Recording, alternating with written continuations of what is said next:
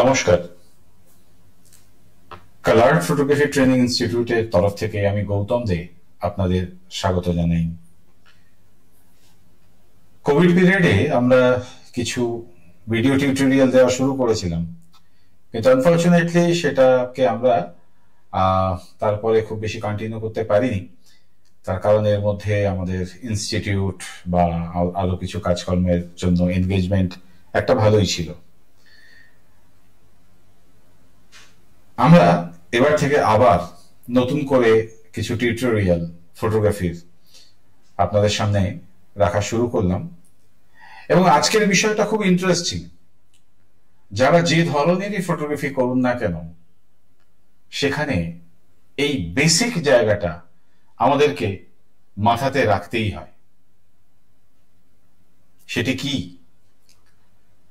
সেটি আমরা এখনই প্রেজেন্টেশনের মধ্যে দিয়ে দেখা শুরু করব। এবং আপনাদেরকে জানিয়ে রাখি, আমাদের এই ভিডিওটা দুটো পার্টে হবে। আজকে আমরা মূলত বিষয়টাকে বোঝার চেষ্টা করব, আর সেকেন্ড পার্টে আমরা একদম হাতে কলমে জিনিসগুলোকে করার চেষ্টা করব। তো আজকের বিষয়টা কি? আজকের বিষয়টা হলো ইনভার্স স্কোয়ার ল। আমি একটু মজা করেই এটাকে এইভাবে রেখেছি স্ক্রিনটা। তো যাই হোক, what is inverse square law? Inverse square law হচ্ছে লাইটের একটা প্রিন্সিপাল, যেটার মাধ্যমে আমরা একটি ফটো সেটা সঠিকভাবে এক্সপোজ হচ্ছে কি হচ্ছে না সেটাকে ডিসাইড করতে পারি। এবার প্রশ্ন আসলো, তাহলে লাইটটা কি বা লাইটের সোর্স কি? লাইট কি সেটা নিয়ে আজকে এই পরিসরে আলোচনার নয়, কিন্তু অ্যাটলিস্ট লাইটের সোর্স থেকে আমরা শুরু করতে পারি। লাইটের সোর্স বেসিক্যালি দু রকম, একটা হলো ন্যাচারাল সোর্স, একটা হচ্ছে আর্টিফিশিয়াল সোর্স। এবার প্রশ্ন হচ্ছে ন্যাচারাল সোর্স কি কি এবং আর্টিফিশিয়াল সোর্স কি কি? এই প্রশ্নটা নিয়ে না বেশ কিছু বিদগ্ধ ফটোগ্রাফারের সঙ্গে, ফটো আর্টিস্টের সঙ্গে কথা হয়েছে, এবং সত্যি কথা বলতে সেখানে নানা জনের নানা রকম মত। বেসিক্যালি আমাদের কাছে ন্যাচারাল লাইট সোর্স বলতে আমরা একটিকেই প্রাইমারিলি মনে করি, এবং সেটি হচ্ছে নান আদার দেন আওয়ার সান, আমাদের সূর্য। যদিও ফটোগ্রাফির বাইবেল যে বইটিকে বলা হয়, এই আপনাদের সামনে রাখা আছে, ফোকাল এনসাইক্লোপিডিয়া অফ ফটোগ্রাফি। এই ফোকাল এনসাইক্লোপিডিয়া অফ ফটোগ্রাফি আবার সূর্যের সঙ্গে চাঁদকেও যোগ করছে। যদিও অনেক ফটোগ্রাফারদের বক্তব্য বা আমার নিজেরও সেই একই ধারণা যে চাঁদ তো রিফ্লেক্টেড আলো দেয়। এনিওয়ে, আমরা সেটা নিয়ে খুব বিস্তারিত অবকাশে যাচ্ছি না। সেই সঙ্গে বিদ্যুৎ যে চমকায় সেটাকেও আমরা কেউ কেউ ফেলেছি ন্যাচারাল লাইট সোর্সে, আবার কেউ কেউ সেটাকে আর্টিফিশিয়াল লাইট সোর্সেই মনে করি। কিন্তু এই ধরনের কিছু লাইট সোর্স, যেমন ধরুন আপনি এই দাবানল, একটা ক্যান্ডেল লাইট, কিংবা এই যে ক্যাম্পফায়ারের আপনারা ছবি এখানে দেখতে পাচ্ছেন, এই ছবিগুলোকে বা রাদার এই লাইট গুলোকে আমরা আর্টিফিশিয়াল লাইটের পর্যায়ে ফেলে থাকি। তার কারণ এগুলো ইনডিউসড, কোনোভাবে তৈরি হচ্ছে, আর সূর্যের আলো হচ্ছে আমাদের কাছে সোর্স অফ ন্যাচারাল লাইট। এইবারে ফটোগ্রাফিতে আমরা যে যে ধরনের লাইট মূলত ব্যবহার করি, ন্যাচারাল লাইট সূর্য তো ব্যবহার করি, কিন্তু সেই সঙ্গে আমরা নানা ধরনের আর্টিফিশিয়াল লাইটও কিন্তু ব্যবহার করি। যেমন ধরুন এখানে এই মুহূর্তে আপনারা যে ছবিগুলো দেখতে পাচ্ছেন, সেই ছবির যারা ফটোগ্রাফি, বিশেষত আপনাদের মধ্যে ফটোগ্রাফির সঙ্গে যারা আছেন তারা জানেন এই কোনগুলোকে কি বলে। কোনটা পোর্টাল লাইট, কোনটা স্টুডিও ফ্ল্যাশ, কোনটা স্ট্রোব, কোনোটা এলইডি লাইট, এবং এখন আবার এলইডি লাইটের নানা রকম ভ্যারিয়েন্টও চলে এসছে। তো এই যত রকম আর্টিফিশিয়াল লাইট আছে সেইগুলো না একটা বেসিক নর্ম মেনে চলে, একটা বেসিক নিয়ম মেনে চলে। সেই নিয়মটা কি? সেই নিয়মটা হচ্ছে সোর্স অফ লাইট থেকে, আপনারা এখানে দেখতে পাচ্ছেন, সোর্স অফ লাইট থেকে অবজেক্টের দূরত্ব যদি প্রাইমারিলি 1 ইউনিট হয়, তাহলে সেই দূরত্বটা, অর্থাৎ লাইট সোর্স থেকে আর অবজেক্টের দূরত্বটা যদি ডাবল করা হয়, তাহলে তার আলোর ইন্টেন্সিটিটা, আলোর জোর, সোজা কথায় বললে ইলুমিনেশন 1/4 হয়ে যায়, 4 ভাগের 1 ভাগ হয়ে যায়।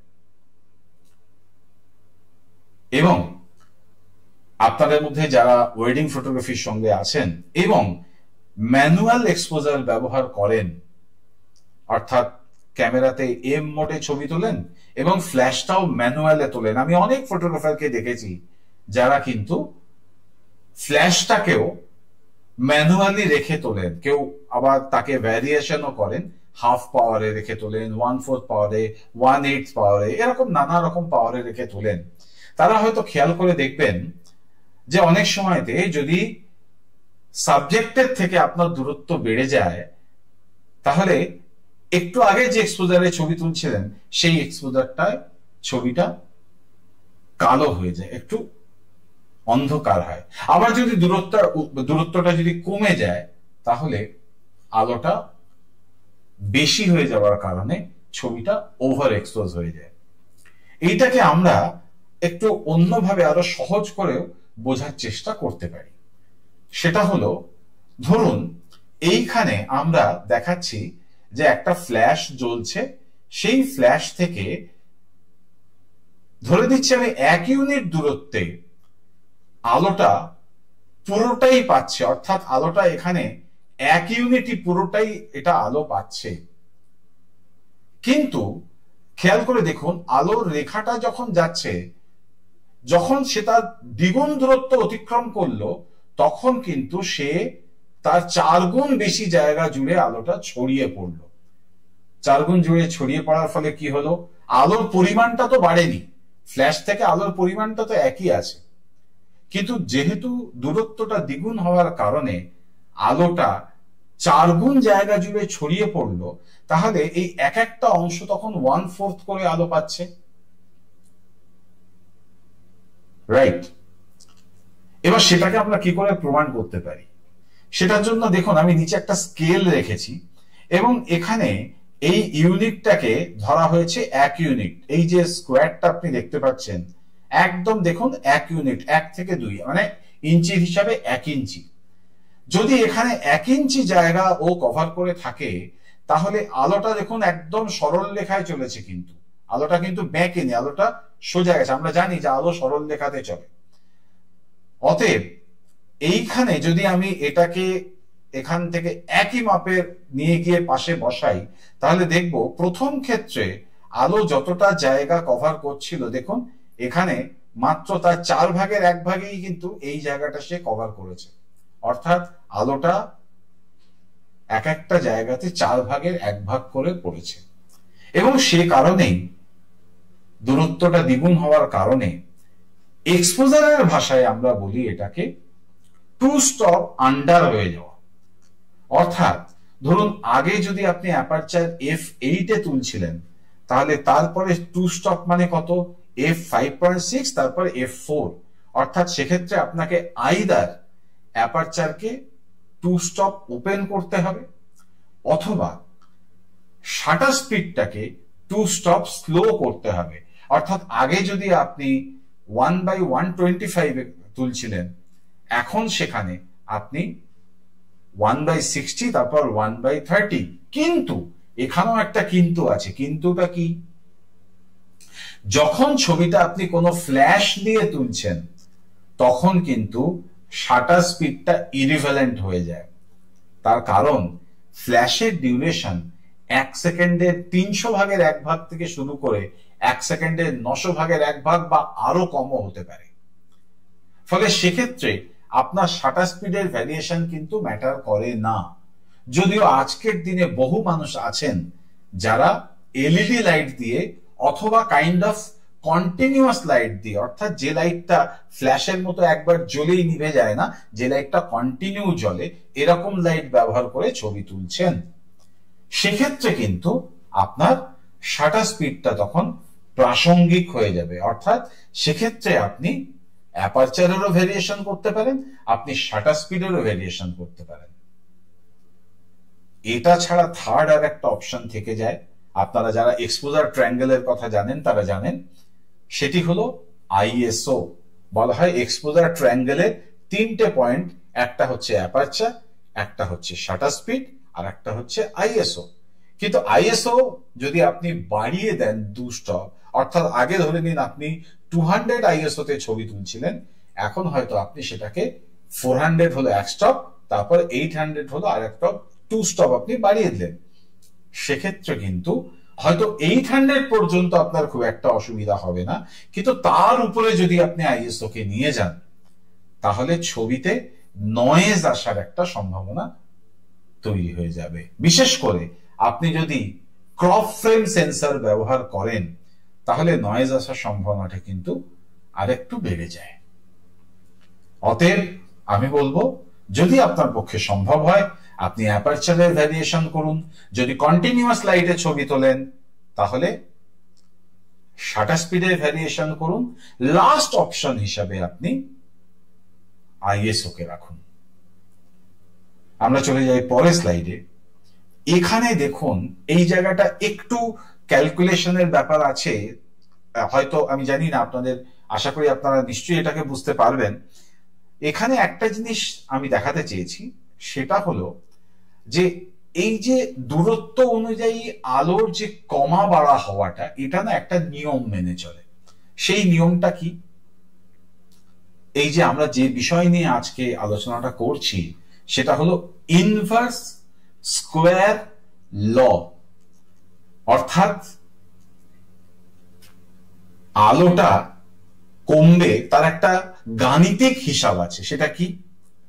দূরত্ব যদি এখানে 1 ইউনিট মানে হয় প্রথমে, তাহলে সে তখন আলো পুরোটাই পাচ্ছে। যখনই দূরত্ব ডাবল হচ্ছে তখন কিন্তু আলোটা হয়ে যাবে 1/2 স্কোয়ার, যে কারণে আমরা বলছি ইনভার্স স্কোয়ার, অর্থাৎ তখন কিন্তু আলোটা হয়ে যাবে 1/4।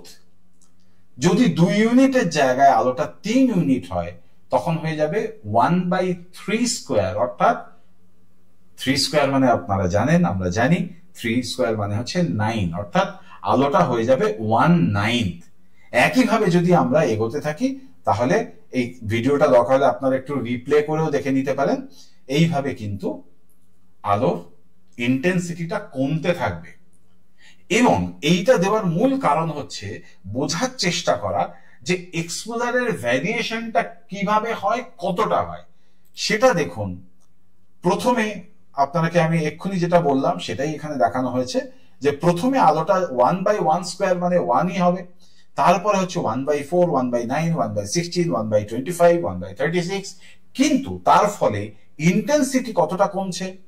প্রথমটাতে থাকছে 100%, তারপরেরটা হয়ে যাচ্ছে কিন্তু 25%, যেটা আমি ওখানে এর আগে আপনাদেরকে একদম গ্রাফে দেখিয়ে দিয়েছি, ছবিতে দেখিয়ে দিয়েছি, যে আলোটা হয়ে যাচ্ছে 1/4।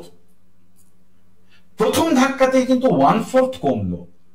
তারপরে দেখুন, যদি প্রথম এই 0 যেখানে আছে, যেখান থেকে আলোর সোর্স, তার সাপেক্ষে যদি ধরি, তারপরে কিন্তু আলোর পরিমাণটা অতটা কমছে না। দেখুন, যখন 1/3 স্কোয়ার হলো তখন আলোটা হচ্ছে 11.11%, একইভাবে 6.25, 4, 2.78। অর্থাৎ যত আলোর সোর্স থেকে আপনার সাবজেক্টের দূরত্ব বাড়বে তত কিন্তু এক্সপোজারের ভ্যারিয়েশনটা কমতে থাকবে। এবং এটাকে আমরা খুব সুন্দরভাবে ফটোগ্রাফি করার সময়তে, বিশেষ করে যারা আপনারা ওয়েডিং ফটোগ্রাফি করেন, আমরা কিন্তু ইউজ করতে পারি। অর্থাৎ আমরা কি করতে পারি, এক নম্বর হচ্ছে আমরা আমাদের প্রয়োজন এবং ইচ্ছা অনুযায়ী ব্যাকগ্রাউন্ডটাকে আমরা ডিপ কালার করতে পারি কিংবা লাইট কালার করতে পারি। আবার ধরে নিন আমি হয়তো 5 জন 6 জনকে নিয়ে একটা গ্রুপ তৈরি করলাম, সেইখানে আমি চাইছি যে যে মাঝখানে আছে, অর্থাৎ সে হতে পারে আমার ব্রাইড, হতে পারে আমার গ্রুম, হতে পারে কাপল, তারপরে আলোটা গ্র্যাজুয়ালি কমে যাক, মাঝখানটাই মেইন সেন্টার অফ ইন্টারেস্টে থাকুক, ওই জায়গাটা একদম সঠিকভাবে এক্সপোজ হোক, তারপরে গ্র্যাজুয়ালি আন্ডার এক্সপোজ হতে থাকুক। সেটাও কিন্তু আমরা এই আলোর থেকে সাবজেক্টের দূরত্বের ভ্যারিয়েশন করে আমরা সেটাকেও করতে পারি।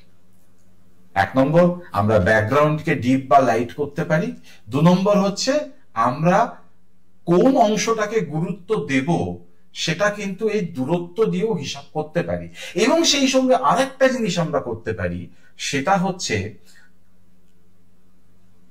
অনেক সময় আপনারা দেখবেন যে একটা গ্রুপ ছবি আমরা তুললাম, পুরো ছবির যতজনের গ্রুপটা পুরোটা যেন সঠিকভাবে আলোকিত হলো না। তার একটা বড় কারণ হচ্ছে আমরা লাইট সোর্সটাকে সঠিক দূরত্বে রাখিনি।